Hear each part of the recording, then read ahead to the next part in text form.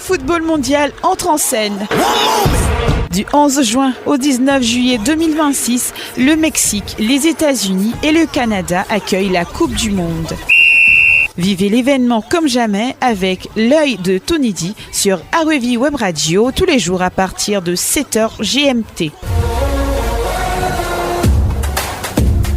Des analyses, de l'émotion, du rythme et toute l'intensité de la compétition.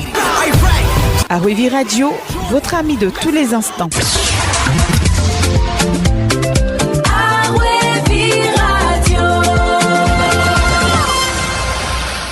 Bonjour.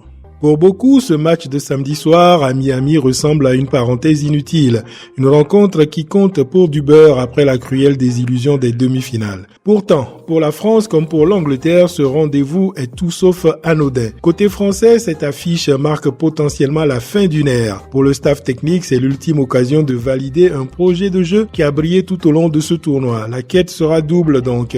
Individuellement d'abord, certains joueurs à l'image de Kylian Mbappé ont des records personnels à aller chercher. Avec 19 buts en Coupe du Monde, il reste en course pour le titre de meilleur buteur de l'histoire et peut marquer un peu plus celle-ci. À égalité avec Messi, le soulier d'or du tournoi pourrait aussi être un objectif pour lui. Collectivement ensuite, il y a la possibilité pour la France de devenir seulement la 3e nation de l'histoire, derrière l'Allemagne et le Brésil à atteindre le podium 3 éditions de suite. L'Angleterre, quant à elle, visera un premier podium historique depuis 1966.